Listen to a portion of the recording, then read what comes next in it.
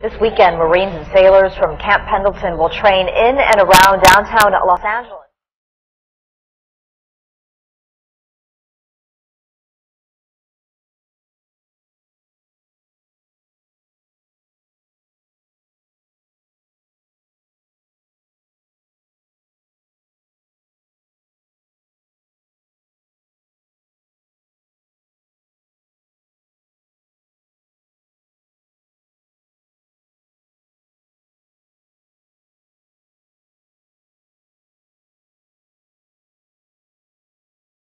Marines are coming to Los Angeles, and they're coming by ground and air. It's part of a training exercise, and we'll have front row seats in Los Angeles. This video shows two B-22 Ospreys flying over the 134 freeway in Burbank on November 18th. ABC 7 eyewitness Haley Shea tweeted us this picture of an Osprey over the 101 freeway in Thousand Oaks on November 14th. Which probably put like signs up or something so we don't think we're under attack or something like that. Yeah, but I think it'd be cool. I'd be down to see it. This does not mean you'll see the Camp Pendleton-style tanks roaming through the streets of downtown Los Angeles. But you will see helicopters and other aircraft flying to remote secret training locations here in Southern California. We are going to do everything we can to minimize the noise impact. Well, I would like to know why is it happening and what's going on.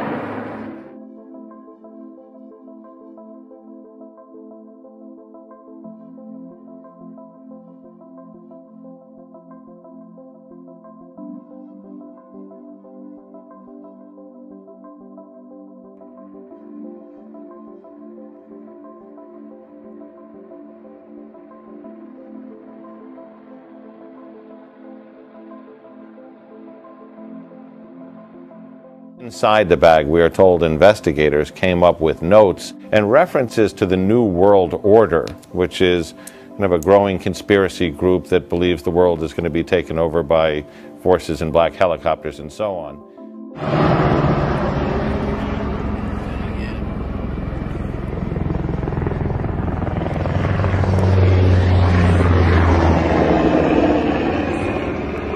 And we begin with tragedy. On the city's south side, a teenage boy shot to death in a robbery.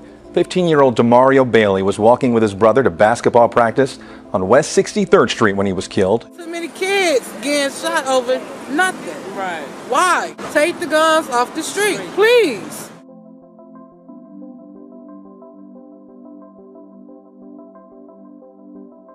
Police are warning thousands of people north of Philadelphia to stay home this morning because of a huge manhunt. SWAT teams have been working their way through a number of Pennsylvania communities in an effort to locate a suspected gunman who authorities say is responsible for the deaths of 6 people. SWAT teams surrounding Stone's house in Pennsburg, but once inside, no sign of him. Throughout the day, SWAT teams had their sights aimed at several homes across the area. A massive manhunt continued into the night. Came back, everything started being blocked off. The SWAT was then later called in. Residents of the neighborhood were unnerved by the heavily armed police, but many told us it made them feel safer to see the police presence. Police spent 2 days searching tirelessly for the accused killer, discrediting a claim that he may have been involved in an attempted carjacking in Doylestown, instead focusing their search in Stone's hometown of Pennsburg, where schools closed today and neighbors nervously stayed inside. We are back. We are following the breaking news out of the state of Pennsylvania. A suspected killer wanted for the murder of 6 people has been found dead. SWAT teams had been searching for the 35-year-old since he went on a shooting spree on Monday.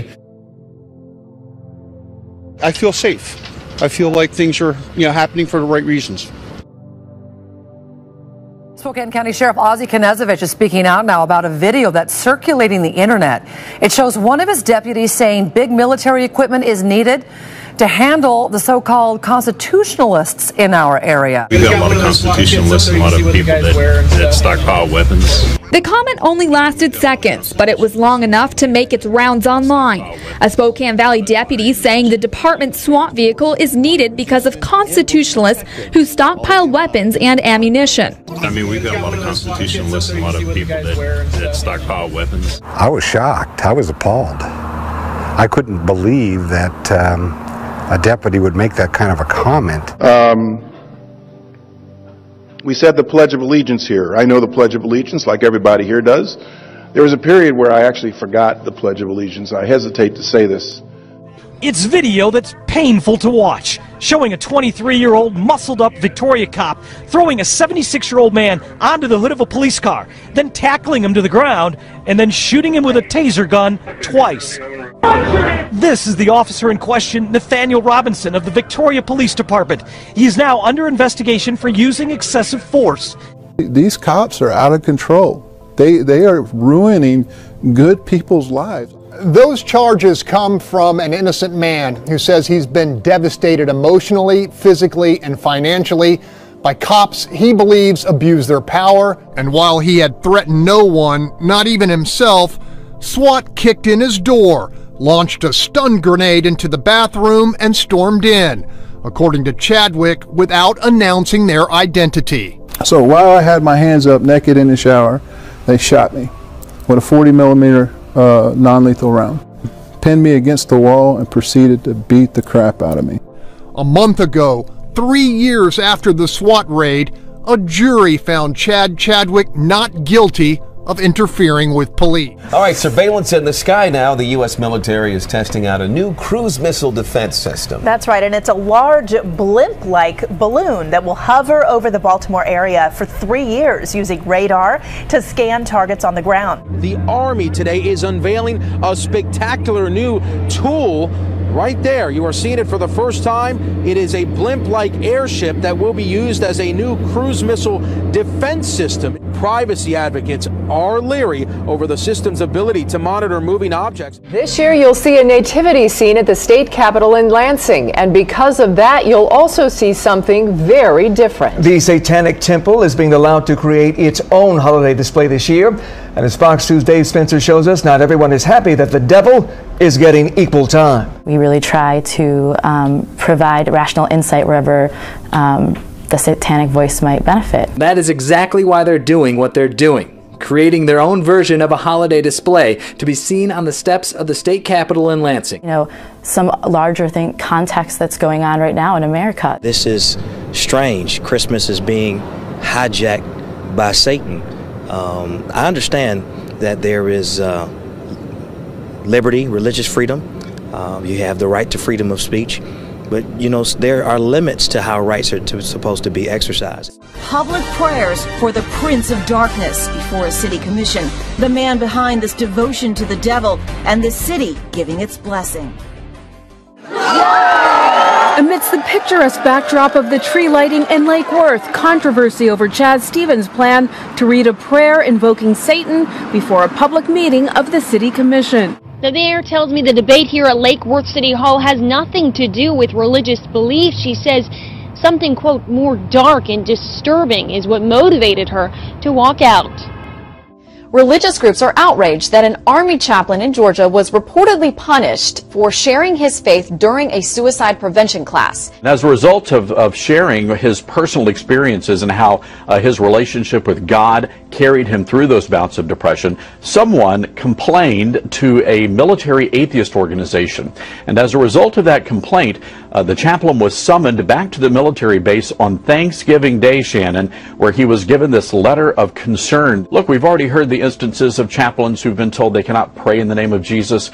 I've written about 2 chaplains in San Diego who were kicked out of a chaplaincy program because they refused to stop using the Bible as a reference in counseling. A deadly police shooting in New York City. According to the NYPD, 2 police officers were shot and killed from point-blank range this afternoon in front of a public housing project. The police say the gunman then headed into a subway station where he killed himself. This, of course, comes at a tense time for the NYPD as it tries to improve relations with the community.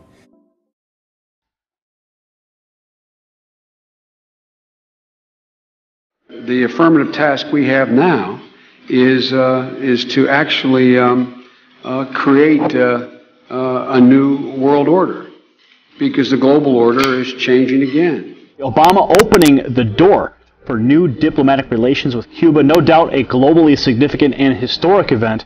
Is this a stunt to grab headlines for this lame duck president, or is he fulfilling a globalist agenda to give Cuba a seat at the table? The diplomatic world is still buzzing about the important role Pope Francis played in helping to end the long U.S. embargo on Cuba.